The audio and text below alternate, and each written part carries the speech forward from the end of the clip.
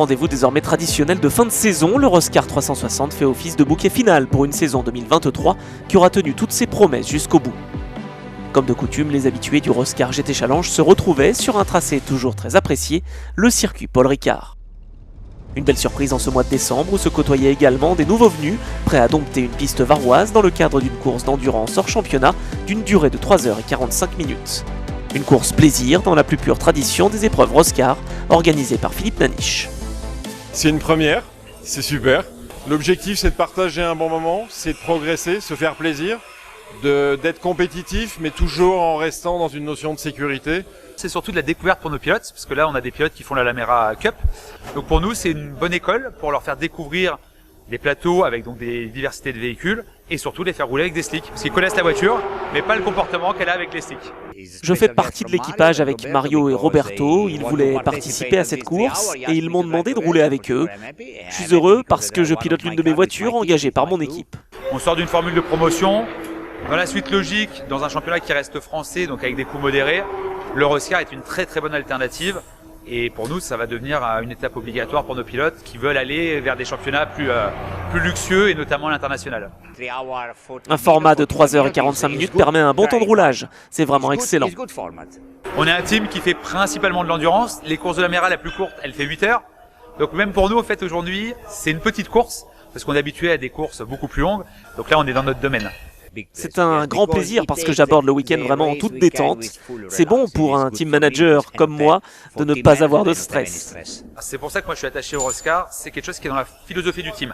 On cherche cet esprit de convivialité, de venir d'abord passer un bon moment et par notre travail on va essayer de performer. La Porsche c'est un rêve de gosse, mais il faut pouvoir gérer quand même toute la notion technologique. Donc il y a un équilibre à gérer et c'est une super découverte. L'ambiance est top. J'apprécie les Porsche, ce sont de bonnes voitures et j'espère pouvoir faire plus de courses en Roscar l'an prochain. Avant de se lancer à l'assaut des qualifications, les pilotes assistent au traditionnel briefing dispensé par Philippe Naniche et Pascal Mangiapane. Pendant que les pilotes et team managers étaient en briefing, les mécaniciens se sont appliqués à préparer les véhicules pour l'unique séance qualificative d'une durée de 30 minutes qui allait déterminer la grille de départ de cette course. À 9h précise, le coup d'envoi était donné et les pilotes allaient immédiatement affoler les chronos. Pole position au scratch et en R1 pour la Lamborghini Super Trofeo de l'équipe Arcadia en 2.05.121. En RX, c'est la Porsche numéro 28 de Sébastien Dezoal et Arthur Ras qui a signé le meilleur temps, tandis que la troisième position revenait à la famille Van de Vostin sur la Porsche numéro 14, engagée par l'équipe de B Autosport, Polmen en catégorie R2. La bataille fut âpre également en R4 puisque c'est pour seulement 6 dixièmes de seconde que la Porsche Cayman GT4 du trio Charlène Goncalves Serpollet signait le meilleur temps face à la Lamera Cup de Thomas Boost et Yann Bouteiller, engagé par l'équipe CTF Performance sur ce beau circuit Paul Ricard, toujours très apprécié. C'est un circuit qu'on connaît parce qu'on roule nous régulièrement sur cette piste-là et effectivement c'est un circuit où même si on va à la faute, on a du dégagement, les chances d'avoir des accrochages où on casse la voiture, c'est quand même réduit par rapport à des pistes un peu plus techniques où surtout les rails et les murs sont plus près de la piste. Circuit très sympa, on adore ce circuit, il est très safe aussi, donc on peut tenter des choses qu'on fera pas forcément sur d'autres circuits. Et un circuit qu'on connaît bien, donc pour découvrir une nouvelle voiture, c'est quand même globalement plus confortable. Avant de se lancer dans cette course d'endurance de 3h45 sur cette piste varoise de 5,7 km, les participants ont pu profiter d'un excellent repas afin d'être parfaitement en forme avant le départ. Les dernières consignes sont échangées dans les stands, les pilotes sont prêts à rejoindre la grille avant le départ lancé, donné à 13h.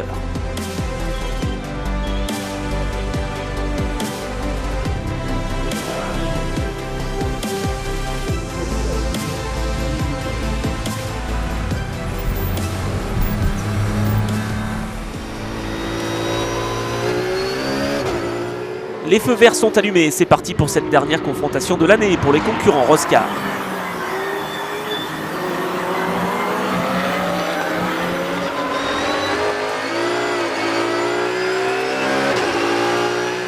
Ouais, c'était juste devant, les positions dans ce premier tour valent cher, les concurrents attaquent fort, dans le respect et le fair play comme toujours dans les épreuves Roscar.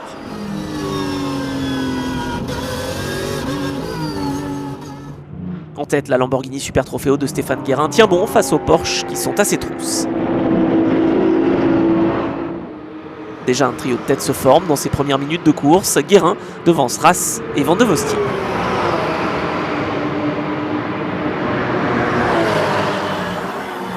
4e, Mario Cordoni attaque pour rester au contact des 3 leaders. Oh, et la petite erreur dans ses premières minutes de course. La piste est encore peu gommée. Le piège s'est refermé sur l'Italien qui va perdre plusieurs positions dans cette glissade.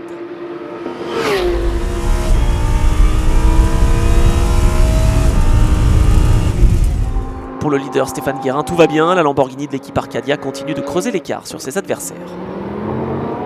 Belle lutte derrière pour le gain de la 5e position entre les deux équipiers de chez 2B. Ça semble être bon au virage du pont pour la Porsche numéro 22 à l'extérieur. Oh, et c'est le contact! Quel dommage! Une toute petite erreur qui va malheureusement contraindre à l'abandon la Porsche du duo Gaberel-Draper. La direction de course ne prend aucun risque et sort le full yellow pour protéger l'intervention des commissaires et l'évacuation de la Porsche numéro 35 en difficulté. Les pilotes sont prévenus en temps réel à bord grâce à leur boîtier Race Flag développé par Christian Belcrère et Luc Deby. Une fois l'intervention effectuée, la course peut enfin reprendre ses droits.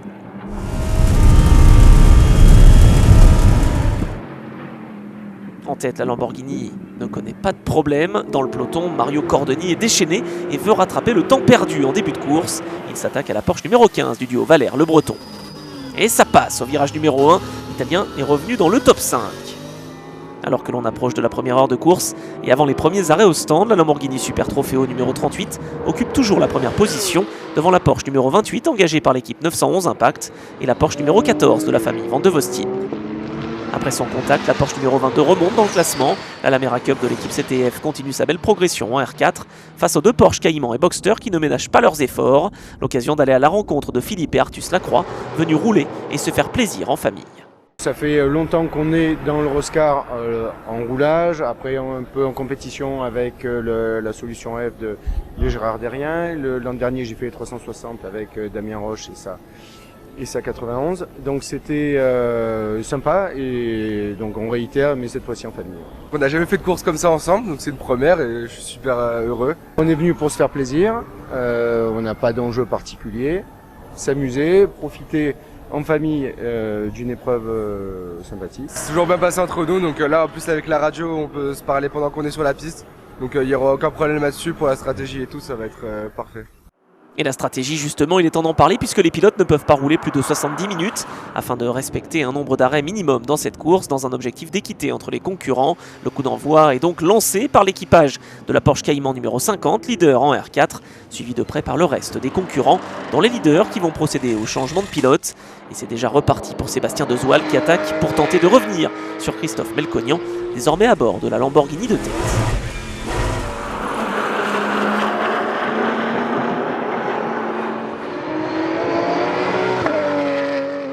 La deuxième place de la Porsche numéro 28 est convoitée par l'équipe de B Autosport qui revient fort, tandis que les Belges Philippe Wils et Peter Hamlot restent toujours bien installés en 4e position après 40 tours d'effectués. Pour le 6e rang, la lutte est toujours aussi disputée entre Romain Valère sur la Porsche numéro 15 et Amaury Vaucher sur la numéro 22. C'est également serré en R4 puisque les GT4 tournent dans les mêmes chronos que la Lamera Cup engagée par l'équipe CTF Performance.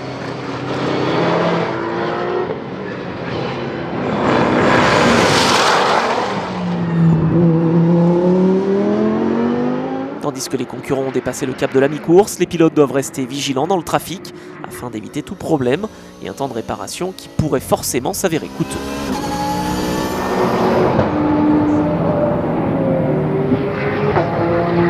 La course continue de se dérouler sans accroc. La Lamborghini de tête compte quasiment une minute d'avance lorsqu'elle s'engouffre dans la voie des stands pour son 3e et ultime arrêt. Dernier changement de pilote, Stéphane Guérin cède sa place à Christophe Melconian. Dans l'équipe CTF Performance, la Lamera tient toujours son rang en R4 face à la Porsche Cayman GT4 de l'équipe 2B. Sauf souci mécanique, les équipes de tête ne devraient normalement plus revenir dans la voie des stands. La Porsche numéro 49 occupe toujours une excellente 4e position au scratch et 2e en R1, tandis que la Lamera numéro 47 tente tout pour revenir sur la Cayman de tête en R4. On retrouve le leader en caméra embarquée. Oh, la Lamera est au ralenti, le triangle avant gauche est cassé. Il va falloir réparer afin de terminer cette épreuve. Leurs adversaires n'en demandent pas tant et vont pouvoir creuser l'écart en vue d'une potentielle victoire. Mais attention, personne n'est à l'abri d'un pépin dans cette course. Après Après une intervention de moins de 10 minutes, des mécaniciens de l'équipe CTF Performance, la Lamera est de retour en piste et va devoir maintenant se battre face à la Porsche Boxster numéro 48. Pas de souci pour la Lamborghini de tête qui continue de creuser l'écart sur le reste du peloton.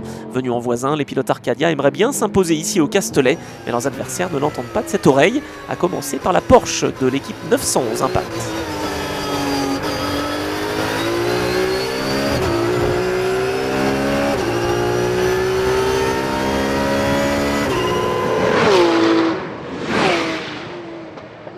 Grosse attaque dans le peloton pour Carl Van de Vostin qui a repris le volant de la Porsche numéro 14 et qui doit résister à distance au retour de la Porsche numéro 32 de l'équipe GDL Racing à quelques minutes de la fin de cette course. S'ils ne veulent pas voir leur avance diminuer face à la Porsche numéro 28, deuxième, les leaders également doivent continuer d'attaquer. Oh, et l'erreur pour la Lamborghini Super Trofeo. Christophe Melconian s'en sort très bien et va pouvoir repartir. Plus de peur que de mal, mais rien n'est joué pour la victoire dans cette édition 2023 du Roscar 360.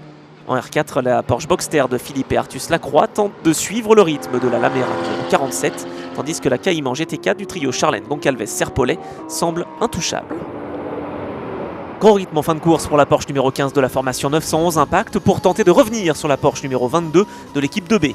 Après leur contact en début de course, le trio Vaucher-Roche-Breuil a su rebondir et remonter en 6e position. Une belle fin de saison qui devrait récompenser les efforts du team. Dans le clan 911 Impact, on ne lâche rien jusqu'au bout, tant pour la Porsche numéro 15 que pour la 28, toujours deuxième de cette épreuve.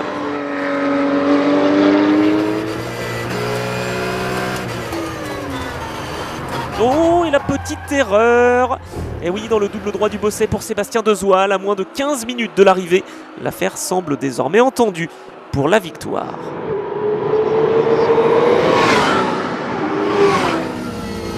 Quel rythme pour la voiture de l'équipe 911 Impact qui reste dans les roues de la Porsche numéro 32 de l'équipe GDL Racing. Oh non, c'est également une erreur pour lui. La fatigue et une légère déconcentration, certainement, cette fin de relais. Dommage. Et après quasiment 4 heures de course, la Lamborghini Super Trofeo n'a rien lâché. Elle se dirige vers la victoire dans ce Roscar 360 2023. Dernier virage et drapeau à damier agité au passage de l'équipe Arcadia qui prend sa revanche après l'an passé où des soucis mécaniques avaient eu raison de leurs efforts. Belle deuxième place pour le duo Raz-Dezoal qui termine sur la deuxième marche du podium et qui s'impose en RX. Le top 3 est complété par Carl César et Hugues Van de Vostin sur la Porsche numéro 14. Les concurrents rejoignent les stands et vont se diriger vers le podium. Les sourires sont de mise après cette épreuve de clôture de saison 2023 et avant de se retrouver l'an prochain dans le cadre du tout nouveau Elite Racing Series lancé par Philippe Naniche. Confirmation des classements dans cette épreuve, les pilotes se sont fait plaisir et nous ont offert un beau spectacle en piste. C'est finalement sur la victoire au général de l'équipe Arcadia et du duo Christophe Melconian, Stéphane Guérin que se conclut cette édition 2023 du Roscar 360. J'ai partagé le volant avec un ami, un chef d'entreprise d'Aix-en-Provence. On a passé un super moment. Il apprenait un petit peu parce qu'il n'a pas beaucoup roulé pendant l'année. La voiture a très bien fonctionné. Et effectivement, on a souhaité partager ce moment ensemble, voilà, rouler à deux. Il y a sa famille qui est venue l'encourager. On finit en beauté, on est très content, on finit sur une victoire, les pilotes sont contents, l'équipe aussi a fait un super bon boulot, tout le monde est content, donc voilà. Ça s'est bien passé, donc à l'année prochaine en tout cas. Avant de se retrouver en 2024 pour écrire une nouvelle histoire dans le cadre des Elite Racing Series où GT et Prototype auront leur propre course, les vainqueurs des différentes catégories de ce Roscar 360 sont mis à l'honneur sur le podium. Si vous souhaitez obtenir plus d'informations et vous inscrire pour participer aux compétitions afin de partager des moments de convivialité entre passionnés sur les plus beaux circuits européens dès 2024, n'hésitez pas à visiter le site roscar.fr ou la page Facebook Roscar GT Challenge. Toute l'équipe Roscar vous adresse ses meilleurs vœux pour la saison 2024 et vous attend nombreux sur les pistes.